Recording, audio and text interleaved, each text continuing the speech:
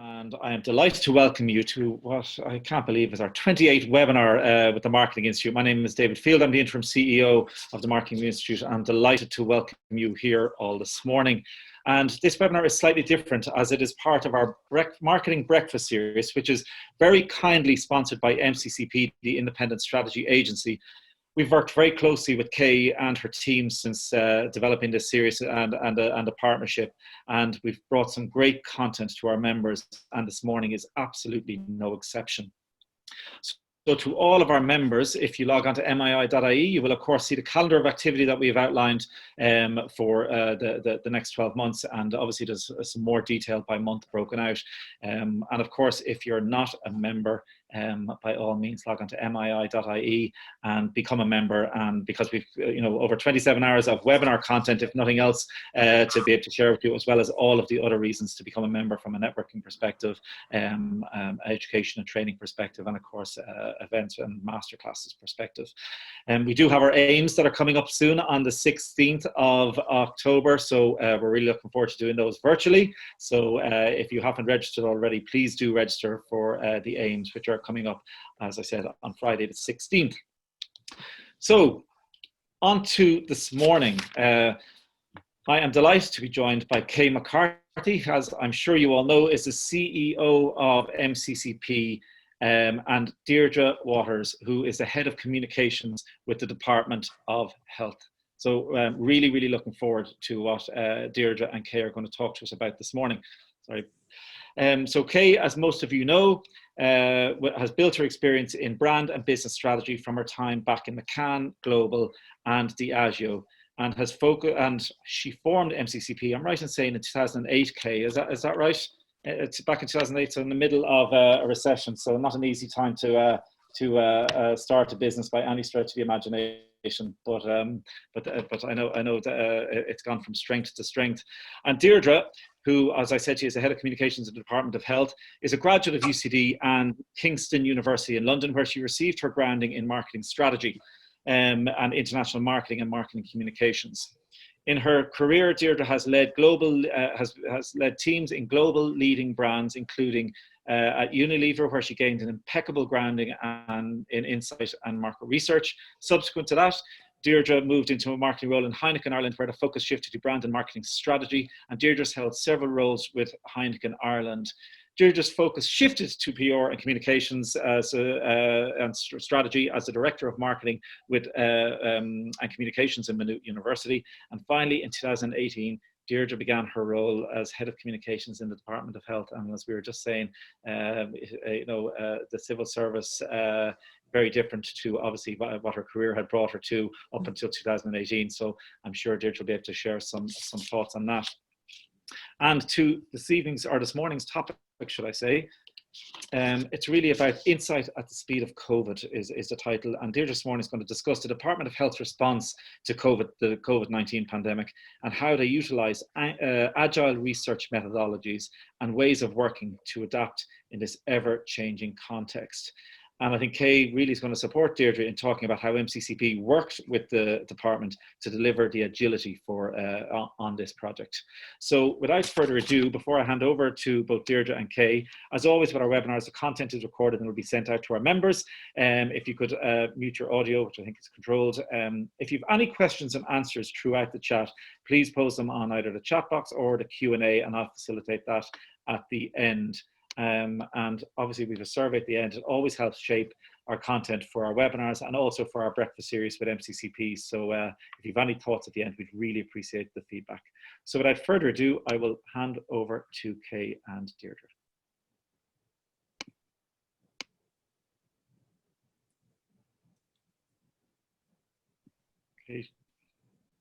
Kay, if you can just share your screen there.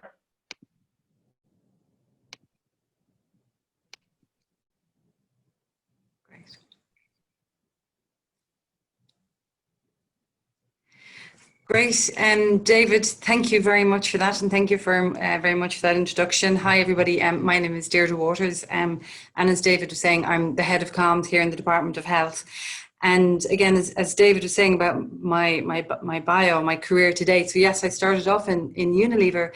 There I worked as a market research manager, and in Unilever I learned really the techniques around consumer insight and the importance of knowing what the consumers were thinking and feeling. I then moved into Heineken, initially as market research manager there, but then moved into various marketing management roles. And then Heineken really learned, I suppose, about the classic marketing techniques through sponsorship, through branding, through advertising, worked on both Murphy's and the Heineken brand. And then moving into Maynooth University, which was very much about PR and comms. And really, it's incredible, but now where I am in the Department of Health, those three strands of research, classic marketing and comms have come together in my current role here now in the Department of Health as head of comms, and particularly now as we've been approaching COVID. And I guess, so I joined the department just over 2 years ago, September actually. And I suppose one of the first things I did was realizing that within the Department of Health, our comms here was highly reactive, and comms was mainly driven by the media, by the health correspondents, and by opposition politics. So there wasn't really an effort to try and control the communication, control the story that was coming out from the department. It was all really controlled externally, and we were just reacting to it. And so one of the first things I did was go out to tender. So I had to develop a comms strategy, went out to tender for a partner to work with me on developing that comms strategy. Thankfully, MTCP won that tender, and from the 1st of Jan, we began a process to develop a comms strategy for the department. And the insight really that we started with was that insight that the public were aware of the negative narrative around health, this idea that if it bleeds, it leads. And yet people individually have had positive experiences of the system. And they wanted to hear about the good things about health. They wanted to hear about the progressive change which was going on, because I suppose people wanted to know that if they get sick, that the health system is going to look after them and their loved ones. And people accepted that it was going to take significant time and effort to deliver this change, positive change that we want about health, but they were up for it. And so literally on the 13th of January this year, after we went through that process to develop our comms strategy, I was standing in front of the board saying, here's our comms strategy, and they signed it off on the 13th of January. So our clear comms strategy was about consolidating public trust in the department so as we could positively influence health behavioural change, and then building the voice of the CMO, the Chief Medical Officer, as a trusted source of authority for the department. And all of this was underpinned by a common purpose for the department. So our purpose statement really, I suppose, it's a summary of why everybody here comes to work every day, what it is that we're all about. And so, again, the insight that came from this strategic process that was co-created with all colleagues all across the department. In an increasingly complex healthcare world, we in the department, we lead and shape Ireland's health and social well-being today and tomorrow, so that we can all live healthier, live better, and live longer. So this purpose has now become, I suppose, a lens through which we filter our communication. So it means that we're constantly talking about work that we're doing today and tomorrow. We're looking forward and talking about the benefits that we're going to bring into the system. But we're also talking to health outcomes for our citizens, for the public. We're talking to health outcomes which are going to help people live healthier, live better lives, and live longer lives. And so, as I was saying, this strategy literally was signed off on the 13th of January this year. And then later on that week, I got a phone call from Tony Houlihan saying, hey, Deirdre, there's a virus circulating in China that we're a bit worried about, and I'm going to form a NAFIT, and communications needs to be really embedded in this from the very beginning. So I'd like you to come and join this public health emergency team that we're creating.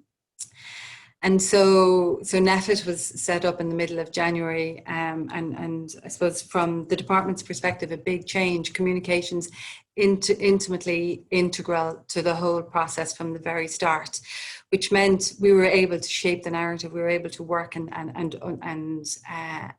shape the narrative the whole way through this process. So through the month of February, our comms process was really about communicating the nature of the virus and telling people what it was, and also establishing that we had a government plan to address this. So we had a government plan to manage the pandemic if and when it were to arrive on our shores. The media, as we went through February, were obsessed about finding when our first case was going to be notified. They're obsessed. Everybody wanted to be the story, the outlet who got that first story. And so in those days, the lab tests, the lab runs would be confirmed to us by about lunchtime every day. We would know we have lots of suspect cases, and we would know whether or not there are any positive ones. So way back in February, it was by about lunchtime when we knew every day whether or not we're going to get a confirmed case.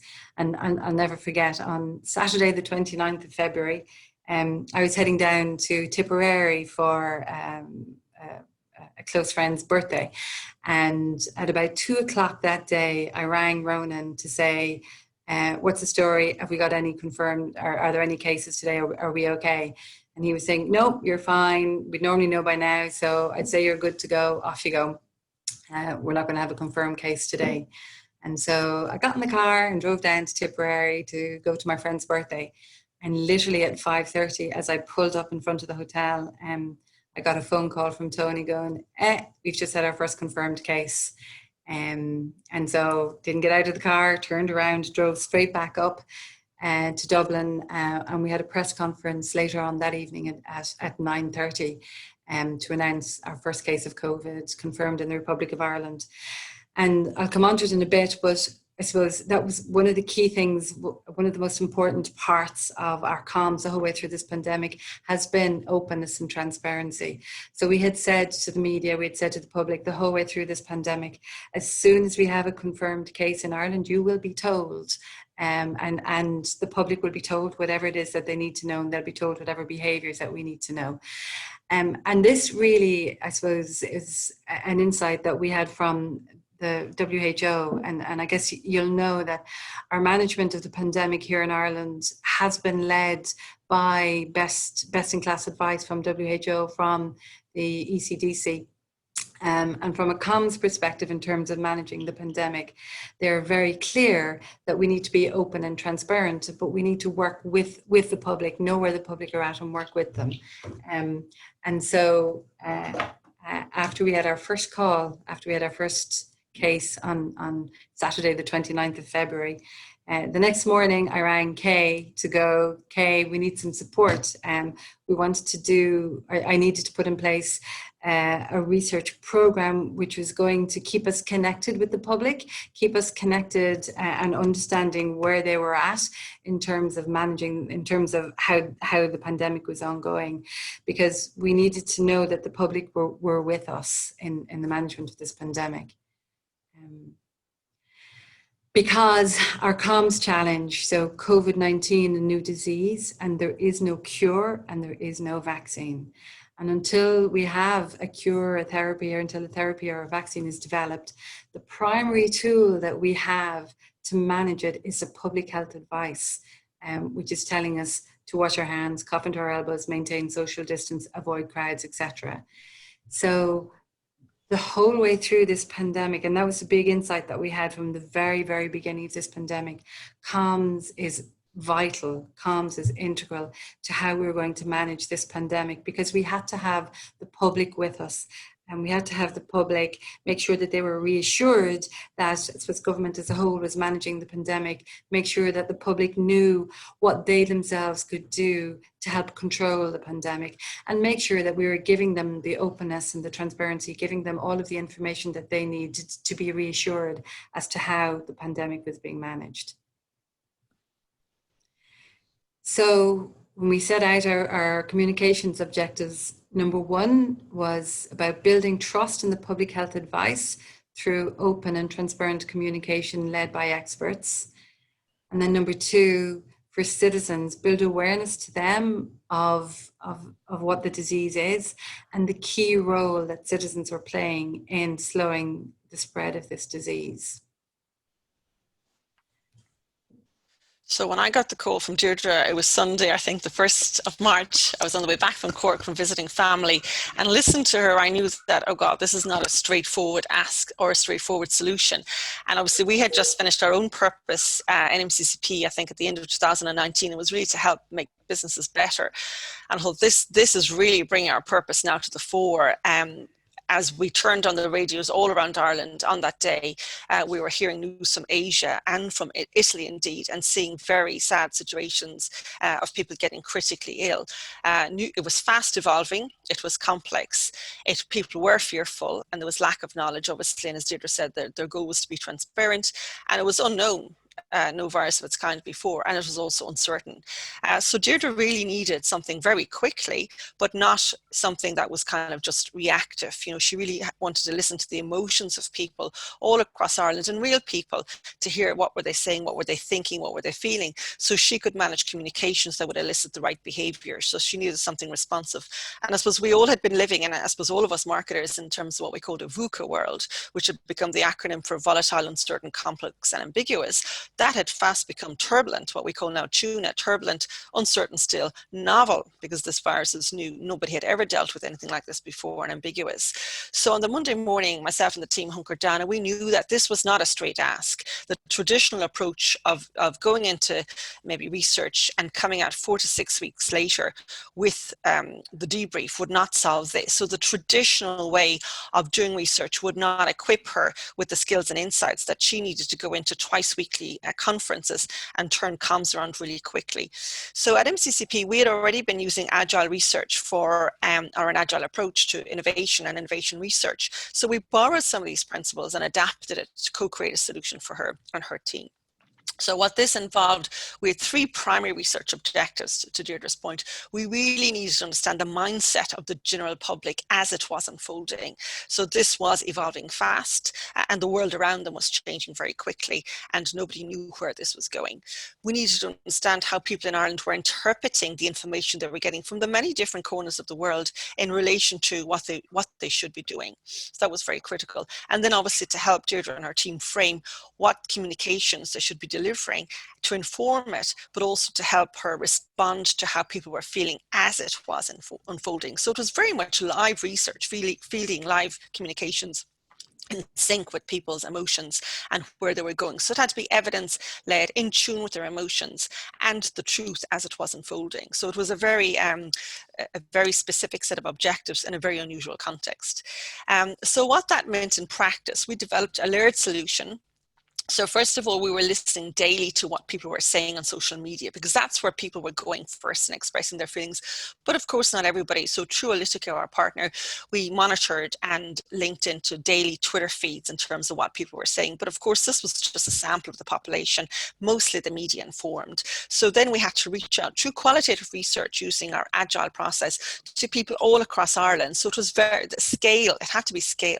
It had to have scale, and it had to be representative. So we spoke from people from the ages of 18 to 75 all over Ireland, and we had over 108 pieces of fieldwork conducted just continuously over an 8-week period, feeding into Deirdre. So it had scale, but it also had to have pace, because it had to, so say we did research on a Tuesday, we had to feed in next day to Deirdre and her team to inform her NEFIT meetings and then to inform the communication. So it was very much live, and as it was forming, we were getting a feeling for how people were feeling and how that was changing, because it was systematic. It was each week. So we're building up that rich picture that could speak concurrently to her communications development. So this was real-time research, feeding real-time communications as things were changing. So we had to it had scale, it had pace, but also it had depth. to it. So we had to listen deeply. So again, Deirdre and her team would change, you know, we would change and evolve questions to get deep probes in, to get them to respond to communications, but also to listen to what was not been said and to really empathize with people. And we've heard some wonderful stories, but also for the team, it was very sad to hear not only what we were experiencing as researchers, but what the people of Ireland were really feeling. So we had to really deconstruct it. You know, what were they saying? What were those hidden feelings? What was behind it? So we could better equip Deirdre and her team to communicate in tune with those feelings so that they would behave concordant with the regulations and the best policies to get to the right behaviors. So I think this is what makes this piece of research and the work with Deirdre very unique, but also very special. It was in the eye of the storm. And I think we were talking earlier, David, about, you know, we've all adapted so well, but remember back when people were running out to buy loo rolls and the the shelves were empty as we hunkered down in March. Leo had announced that schools were to close and people were to stay at home. We walked around our domains. Our kitchen became our primary room, and our nearby parks became our hinterland within the 2K mile radius. And we heard stories about people, how they'd missed their births of their children, birthdays, famous, you know, important weddings were postponed. And of course, people passed away and funerals were missed. So very poignant stories about real life and how people were feeling isolated, particularly in the country, and particularly elderly people, and how people missed their grandchildren. And all they could do was wave at them whilst maintaining social distance. So this was the reality of the research, and I think it was well put by this person, John Joe in Limerick, who said, you know, I thought it was going to be like the storms, as were happening also at the time back in March, if you remember. By the time it would come to us, it would be nearly all over, but it's not the case. There's no stopping this, and of course we're still here today. So what we found, I suppose, was quite, we found out lots of stuff, but what we found was quite important to how people behave and how they think they have to manage themselves. There were two kind of critical findings. Was one, people were obviously afraid of the virus, of contacting it, but more critically of giving it to someone else, because a lot of people do live with people who live in a vulnerable situation. So this quote again, would you ever forgive yourself if somebody died because you passed it on to them? So people really worried for themselves, but also others. And then there was the world in which the virus created, which was as dramatic for people. And that's a picture of Dublin. That's the Liffey there today, back in March. And it's hardly recognizable because places were vacated, parks were emptied out, busy streets were empty, cafes and bars and restaurants, people's favorite places to meet people, were just closed down and shut. There isn't a soul anymore. So both of these framed how people felt and how they thought and how they needed to be communicated to. So as Deirdre said, the WHO had developed lots of models. So one of the ones that we, with Deirdre's team, aligned on to best equip us as to how to communicate, but also how to elicit insights, was around this model for success, was around capability. Three things: of people capable. So do they have the knowledge and skills to understand what they need to do? Opportunity. Do they have the resources and the ability to make that change? And thirdly, are they motivated to do that? And obviously the three of those seem very simple, but across an emotional context, we had to understand, did they have sufficient armory in each of these three to frame really great communications? So first of all, if we look at opportunity, so this was about having clear, as Deirdre said, transparent advice, but it had to come from an expert and trustworthy source. And obviously the government was one source, but the Department of Health, actually the experts there, were really, really important to tell that story. And that became a daily feature, a go-to in people's media consumption every day. And to be fair to RT, our Irish media became the trusted source away from global. So this was very much an important way of telling the story through the different storytellers, from expert to evidence, based on credible leadership and delivered at a trustworthy size. So that was really important, that people needed to have that kind of clear communication. The second finding is that they needed it to be really simple. Like, this had to transcend age, social class, and different ethnic minorities across Ireland. So to be simple and had to be clear and obviously very consistent. So again, the communication, the tools that were used, how they were used, had to be visually and really simple language. And again, the consistency of the color, telling people that 2 meters and what that meant, washing their hands and how to do that. So at the beginning, was very simple communication, but built up over time to a set of clear guidelines that people could follow. And this had to be delivered at scale. So the education, the behavioral element of this was crucial, and for that to be consistent in all places where they saw that. What was vital to this, I suppose, from the get-go, and again, it's what Deirdre was saying earlier, Irish people, we do, whilst we're not always thinking of ourselves, we do think of the collective and the community. So it was very important that we had an anchor, a galvanizing idea, and this became very quickly around flattening the curve. So people not only had their role to play in it, but it was a collective rally call and a collective objective. And the research again identified that this was a very important ask for people to be part of something bigger than themselves at this time of need. So that became the mission and kind of the rally call for everybody to take part in that.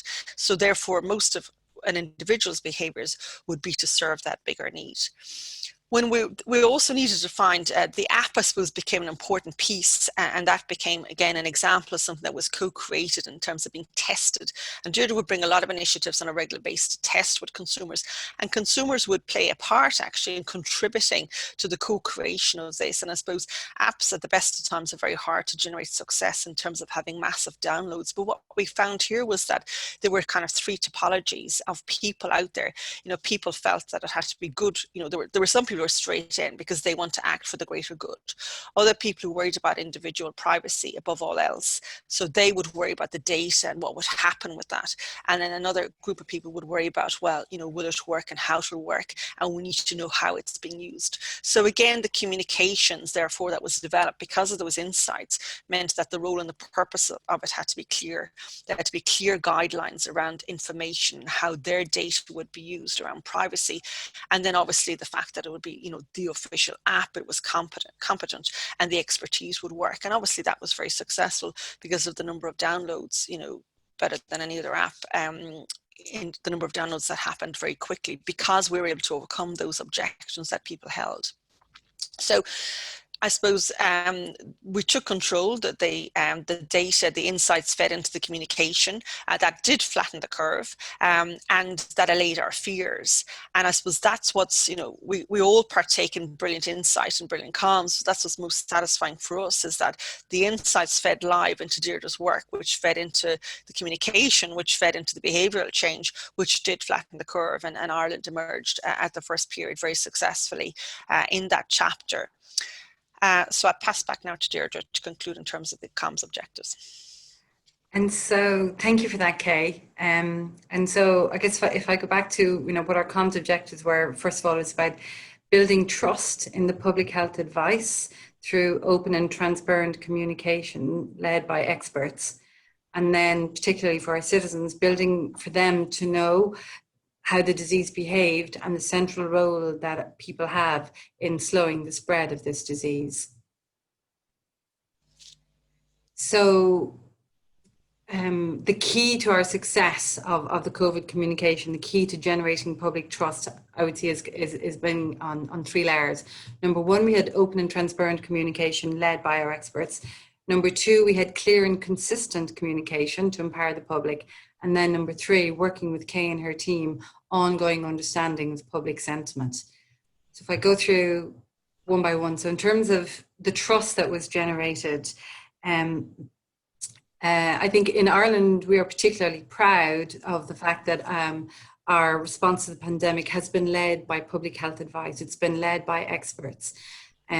So with our Chief Medical Officer being the main voice that's been leading out on this comms, his authority being channeled from obviously his medical expertise. And then also the whole way through the pandemic, we have been working with the best advice from WHO, from ECDC. We've been learning the whole way as we've been going along, learning from other countries how they've been working and taking their insight and building that into the way that we've been managing the pandemic. We have had clear and consistent communication the whole way back to also empower the comms, and just I suppose as Kay mentioned earlier, our daily press conferences. If you look there, you can see the NPHET press conference. In the early days, we had one 5 days a week. Just now, in the last couple of weeks, we've gone down to just twice a week.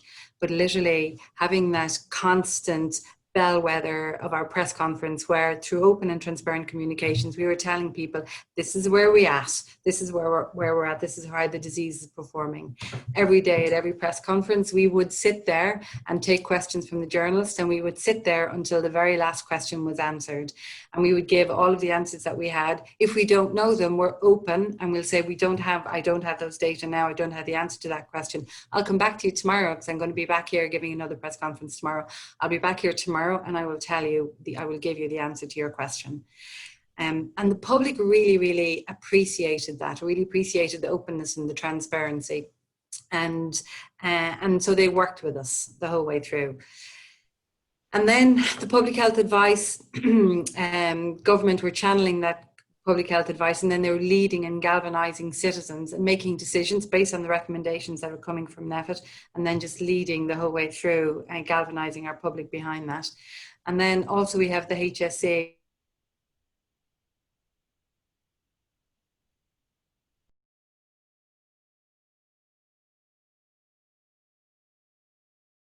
making sure that the system is ready to fight to fight the virus. And again, back in the early days, if you remember, the issues that we had around PPE, for example, and not enough PPE being in the system because the whole world globally was looking for PPE.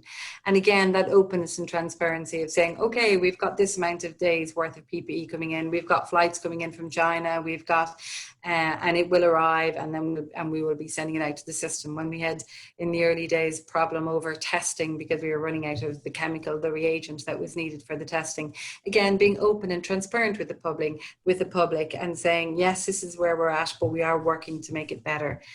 And the public really, really appreciated that. And that was a huge, this openness and transparency played a vital role in providing this clarity and reassurance, and in building this public trust in our comms. And then, as Kay mentioned earlier, we created what we call our yellow COVID comms. So from the very early stages of the pandemic, the feedback that Kay and her team were providing to us was that people were watching the TV or watching the news coming from Italy, and they were seeing, patients being treated in car parks. They were seeing nurses and doctors crying because they were running out of resources to manage their patients. And that was really, really stressful to people in Ireland watching that.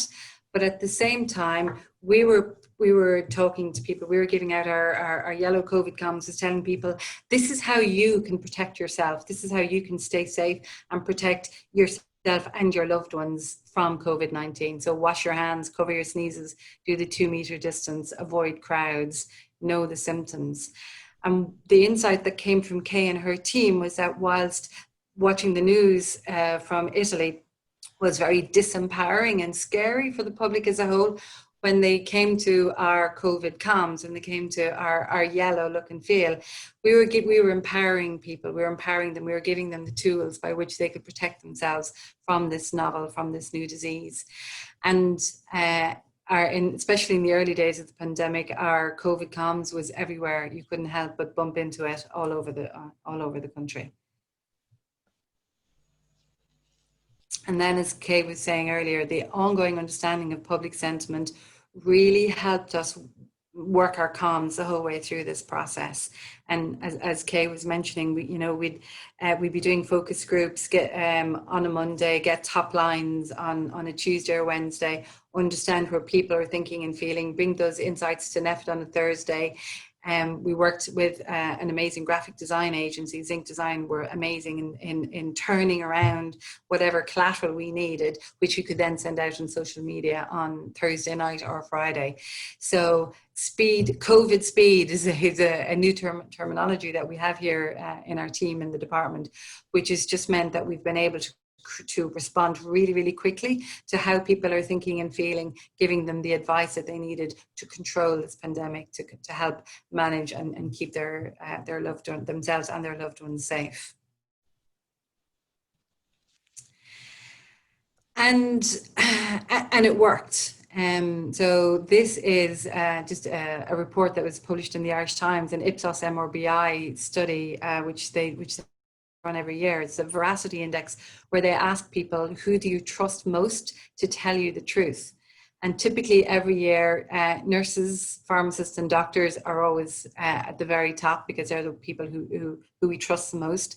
But this year, NPHET, I don't know if you can see it, NPHET came in at 91%. So 91% of the population in Ireland believe that NPHET is going to speak the truth to them. And that's amazing. That was wonderful feedback for us to know that the public trusted us, and hence they've been working with the public health advice. It's also, as we talked earlier, about how government as a whole have galvanised the nation behind the public health advice. And you can see here, our public trust in government ministers has increased 20 percentage points year on year, which is a recognition of how the public appreciate the way all of government have responded to managing this pandemic.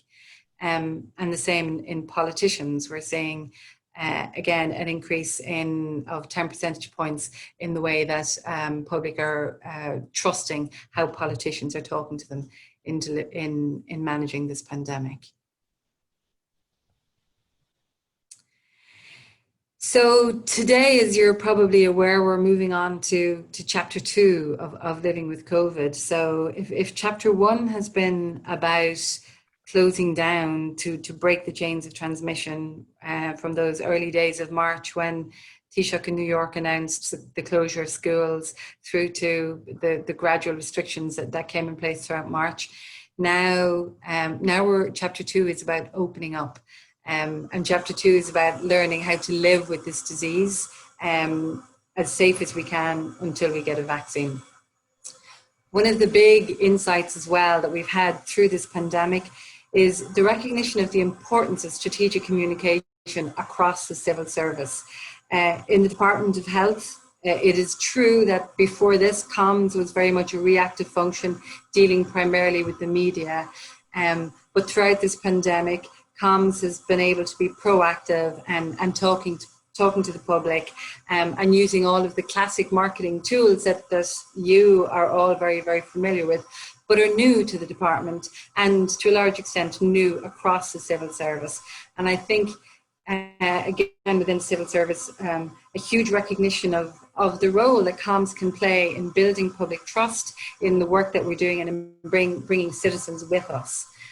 And again, core to all of that has been the value of evidence-based insight. From, I suppose, the very start of my career, when I started working in Unilever doing market research, I've always been a true believer of the importance of understanding where consumers are, understanding what they're thinking and feeling, and then talking to them at where they're at, not necessarily where you want them to be.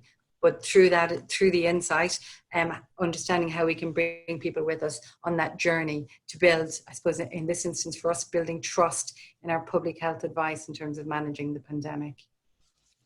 Thanks, Deirdre. And I suppose in terms of research then, I suppose for not just Deirdre, but for clients out there, what we've seen is, and what we know now to be true, is that having continuous programs of deep consumer listening. So getting away from, sometimes the traditional approach works, but not when there's a lot of shifting sentiment and a journey of change. It's having a more of a continuous program of deep customer listening to really understand that context. And you build up a pretty rich picture of them over time as you listen to them, you're with them. So you actually gain that continuous line of understanding that you can feed into your comms, your propositions that will better equip you to respond. It's also a very immersive type of research because it's not like, you go to your focus groups and you come back and you go to the debrief. You're actually with the consumer. And as you listen deeply, and there's a lot of techniques we've developed across the team to really understand that, as you listen deeply to the consumer, you can shape your propositions and comms. And the way we stage the research, you can go back and iterate so that you're not waiting to the end of the research plan to then adapt your program. You adapt as you go and you build the consumer as your co-creator, which is a lot more in tune with really where people are at today. They don't want to be talked to, as Deirdre said, neither do they want to be listened at and then, say their piece, and then you come back and you've got a very different proposition 8 weeks later. We kind of break down research in sprints to test and evolve. So you build propositions with them, and that actually fast tracks, as you saw in Deirdre's case, obviously daily the communication, but in more normal, I suppose, situations, if such can exist right now, you're fast tracking innovation and comms development. So because you're breaking it down in sprints, you're getting more iterations of your product, your comms, your propositions, and you're checking it with consumers. So by the time you're finished the process, you'll have better outcomes.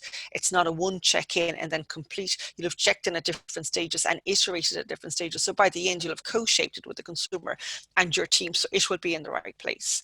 And I suppose we've been working with a number of clients doing this, so we've really honed our techniques through COVID due to the situation we're in. And we believe that for clients out there, now is the time to do good quality research, and research can inform successful outcomes, but you probably do need to think about doing it slightly differently to get to a better outcome.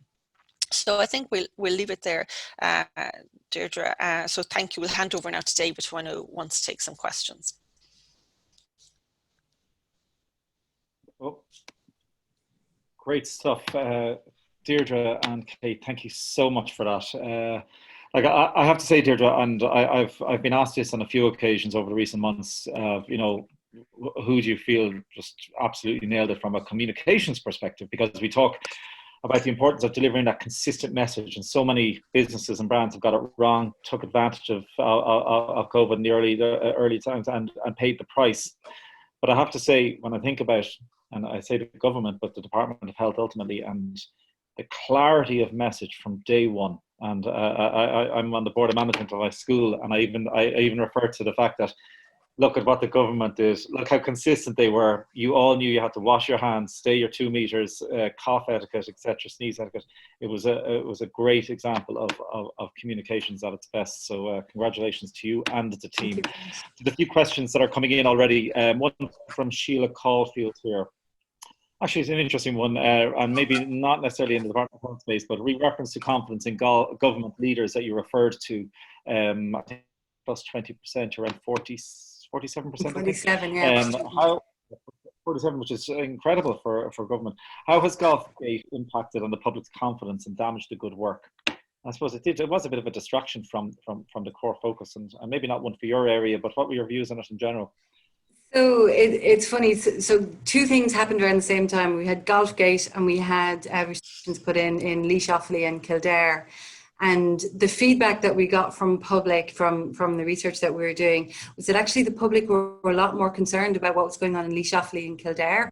That was what they were more concerned about, because that's closer to home to them. Because I guess the whole thing that we've learned is that people have been internalizing the public health advice into what does this mean for me and my family and my loved ones, and how am I going to protect them? And so people saw Golfgate and they noted it, and with different levels of reaction, but actually they were actually more concerned about what's going on in Laois, Offaly and Kildare right now, and how is that going to impact how I'm living. Being saved for another day, I'd say. A couple of things here. Congratulations from Sinead Slattery. Congratulations everyone on a superb communications campaign. Deirdre, how did you find the transition, more on a personal level, from the commercial world to the public service? So it's funny. So I'm a comms person, and the whole way through my career, I've been in comms, and so I guess I started off in very classical in Unilever and Heineken, and then moved into in the public sector through Maynooth and now in the Department of Health. But the whole time, my job has been about communicating my proposition to a public. And so from that perspective, the job remains the same. It's about understanding where the public are thinking and feeling, and what do we want to say to them to bring them to where we would like them to be.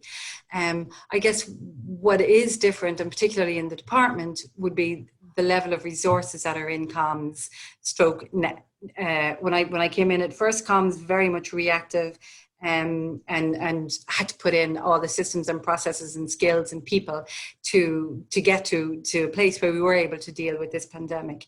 But again, what I do have to say is that I was pushing an open door the whole way. The management board here in the Department of Health recognised that the reactive comms that they'd been doing for the last number of years wasn't working for them, and they knew that they needed to change and do something different, which is why they're bringing in expertise. And there's people like me have been recruited into different departments the whole way across civil service. So there's comms experts in the Department of Education, in Justice, in climate change, etc. And so there is a recognition from government that we need to be more strategic in terms of our comms. So I'm happy to say I've been pushing open doors in the Department of Health, which has been great. Brilliant. Lots of questions coming in. So I'm going to Kira Holmes here. Apart from Kay and her team, was there or is there any outsourced PR resources part of the comms team? So again, from the very start, I was bringing in people to work on my team. So literally at the start of this process, I recruited 4 new press officers to work in the department, and they came from different skill sets outside. So one of them was a former producer in News Talk. One of them actually used to work on Jeremy Clarkson, the car show. Can't remember the name of it right now. I had that skill set in-house from the very start to be able to control the comms, to be able to guide, and we can't control, but to guide the comms.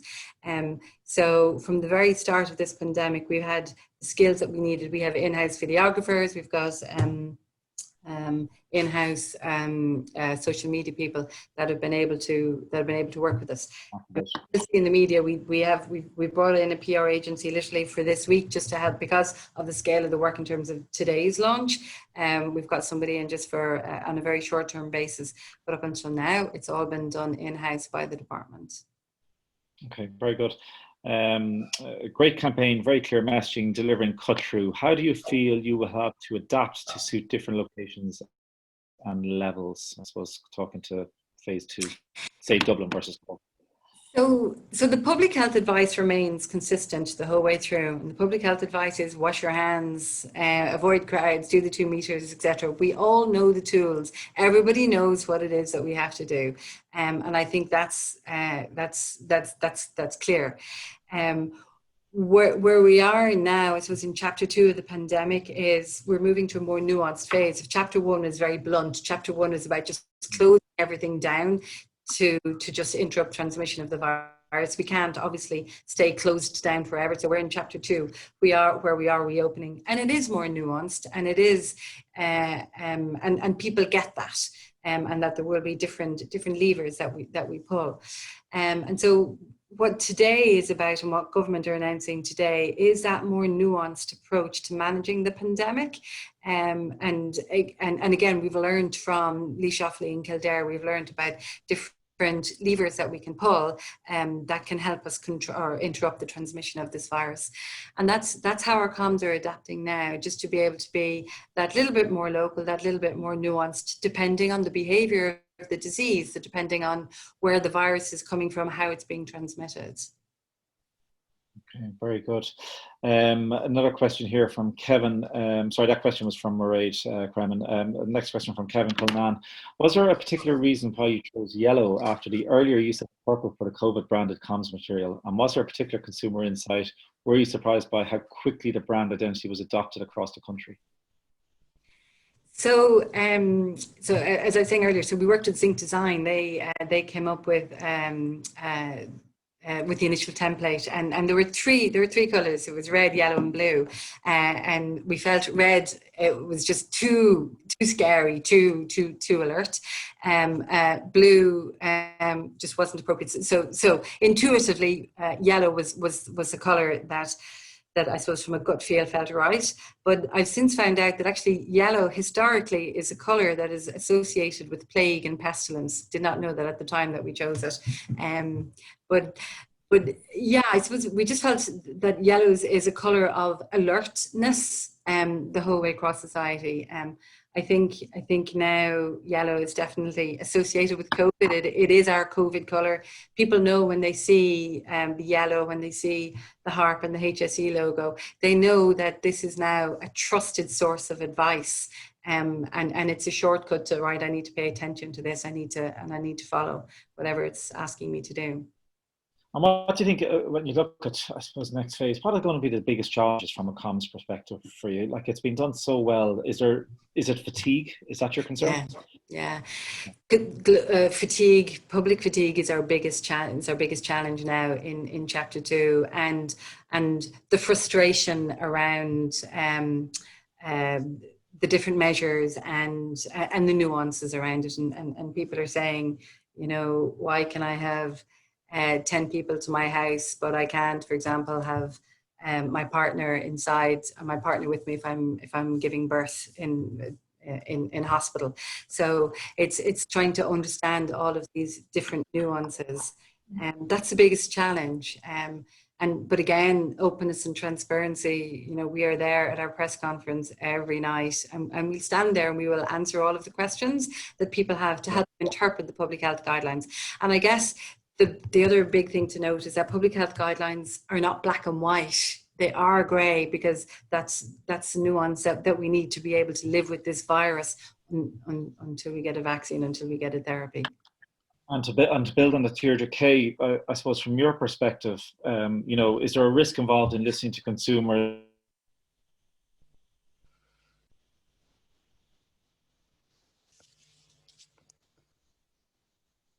I think he's frozen there, is he? Yeah. This type of risk, I suppose, through the process. So just in terms of bit, I heard David, just because I think a risk involved. The learning here is that there's a risk if you only listen to them in an ad hoc way, which is kind of the traditional approach of kind of dipping in and out, so you don't have the continuous learning. So I would say if you're planning research, or when you are planning it, you need to phase it out, so you're catching the different dips and being in there in a more continuous way. So say if you were doing 6 groups, you'd be better off doing them over 3 different sprints than say doing them in the 1 or 2 weeks, because things are always evolving and people are always adapting. And that's with the work with Deirdre and other clients in this scenario. We kind of stretch it out into sprints that you're learning as you go and you're building on the learning. So you become quite predictive as well and intuitive through that process. Whereas if you just do it all in one phase or coming in and out, that's when you have risks. So this is actually there's less risk attached to this approach.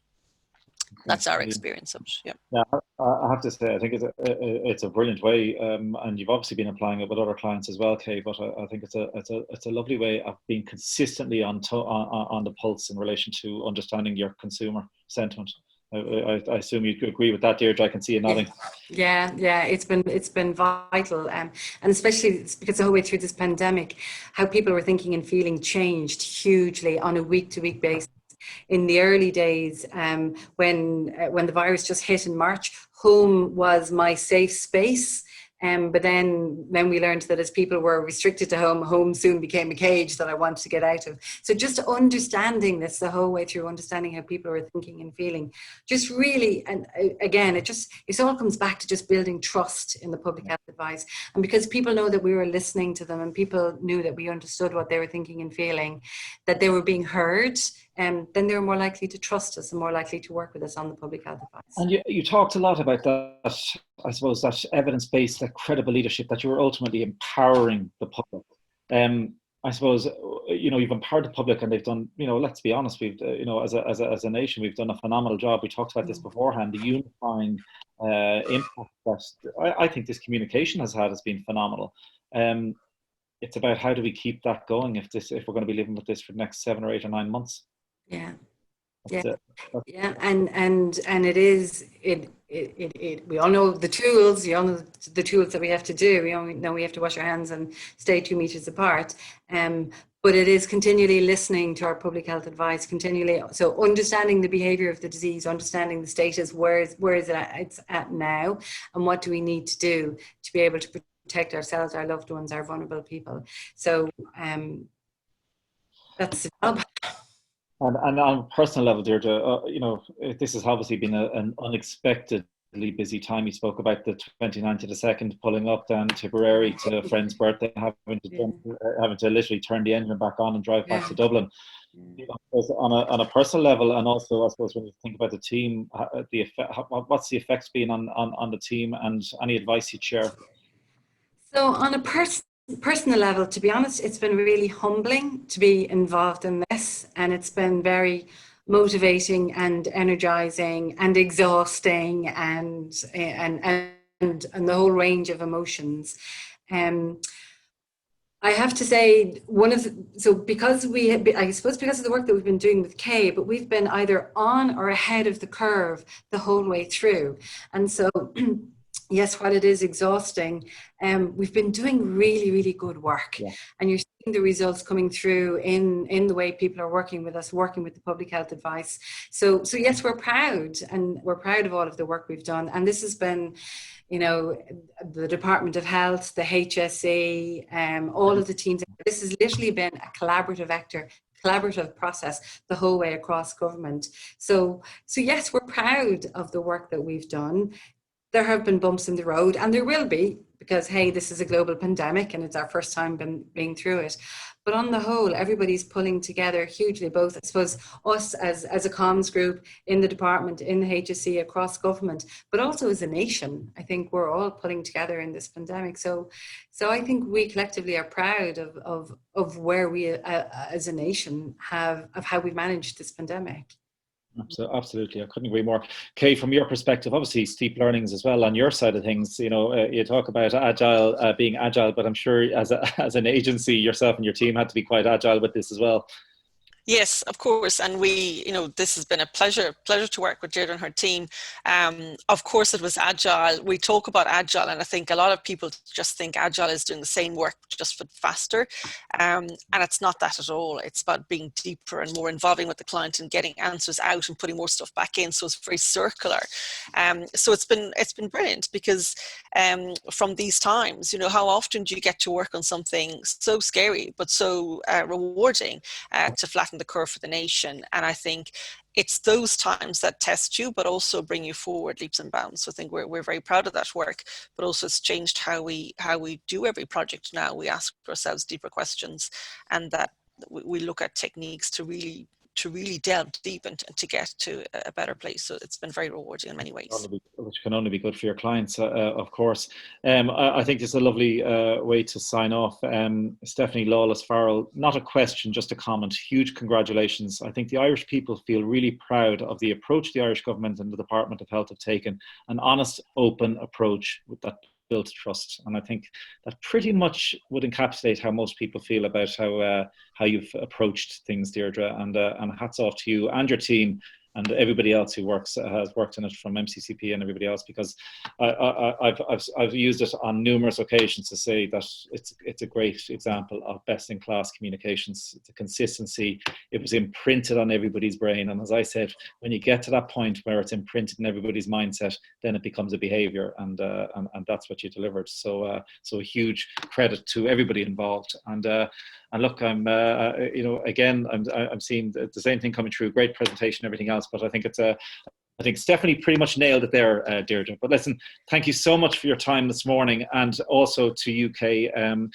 This breakfast series, which obviously would have been happening in a physical sense prior to COVID, but I think we've managed to get some really good traction with this event, and Deirdre, a fantastic example of that this morning. So thank you so much for your time, and we look forward to maybe having you back again as maybe, well, hopefully when we're talking about becomes post-COVID.